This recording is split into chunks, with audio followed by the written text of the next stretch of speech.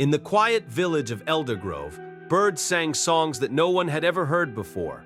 Each melody was a haunting echo of the past, a whisper of forgotten secrets. As the villagers listened, they felt an inexplicable dread creeping into their bones. The songs seemed to change with the wind, each note a reminder of something lost and irretrievable. One night, a brave soul ventured into the woods, drawn by the eerie harmonies.